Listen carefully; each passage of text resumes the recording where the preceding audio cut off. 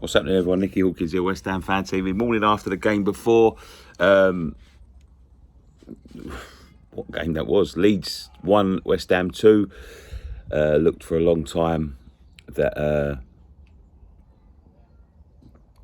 we were going to lose that one, to be quite honest with you. It was a rip-roaring game. I always had faith that we would turn it around, because Leeds have got one-way plan, and that's what I was saying about their manager. They haven't won a game all season. They go at you 100 miles an hour. As long as you can keep it to 0-0 or 1-0, you've always got a chance. It's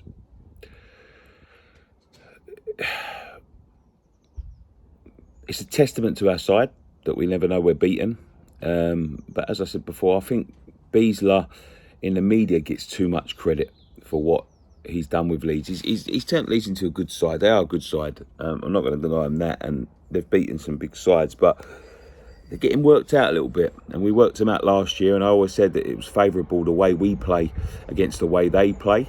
As I said, they've got no. We carved them open quite a few times. As they carved the total, like the thing is, they just bomb people forward. Rafinha is a wonderful player. Wonderful player. I'd like to see him in a West Ham shirt.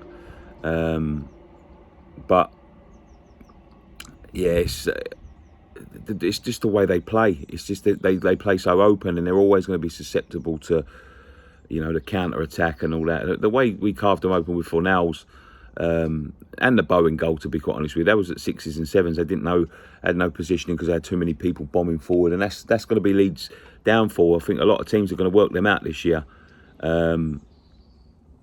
So it's a great win for us, and it's setting up to be another nice season. Europe next Thursday, and then at home to Brentford. We can't take Brentford lightly, because we see what they've done to Liverpool this weekend, and they're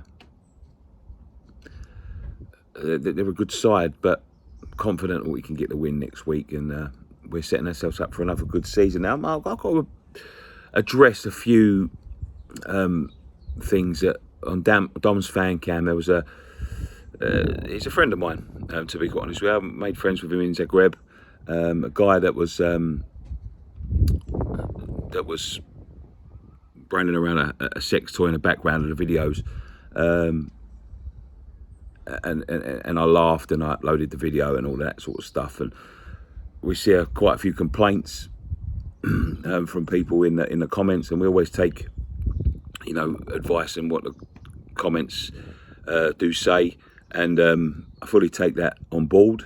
I'll be honest with you, when I was uploading them in the car, and I uploaded them in mass, and I didn't really think about that. I saw it out the corner of my eye, and it made me giggle, but I do understand that fully that people watch the channel with their children and everything else, so we'll try and be more careful in future.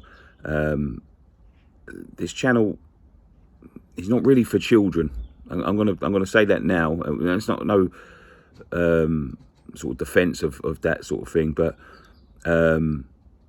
we do mark it as not for children, and there are limits and restrictions that you can apply to the channel, just because of the colourful language used. Like, I see some guy commenting on there about how I put us in the gutter and all of that sort of thing, and I don't really see it like that, to be quite honest with you.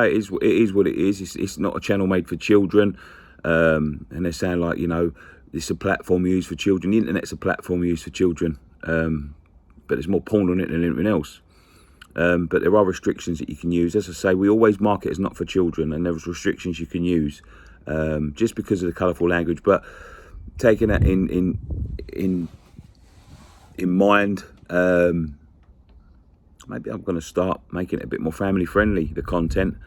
We don't want to exclude anyone. It wasn't my intention to exclude anyone. It was just, when we started the channel, it was a channel for older West Ham fans and all that sort of thing. But we'll see what we can do in terms of making it more family friendly. Maybe bring some family friendly content, mark it as for children and all that sort of thing. But Apologise. I do apologise for anyone that was offended by that. I'll try and make sure it doesn't happen in the future. But as I say, use the. It hurts me deeply when these sort of things are said, and the things are said about me. I've had a lot of things said about me in the last few weeks that ain't too nice, and it makes me sometimes double take about what we're doing and whether it's worth it. You know, people always want to be offended by everything, whether it's offensive like it was yesterday or it's not. They just want to have a go at me, like, you know, the day I locked myself out of the house and I wasn't in the best of moods, and people telling me that, you know, I shouldn't come onto my own show I created, channel I created, and that stuff hurt. So, you know, I don't make no excuses for yesterday, but, you know, too many people have got bad opinions of me, and maybe I'll double take a few things and rethink my actions, I suppose. But anyway, guys, sorry for the rant at the end. It is what it is.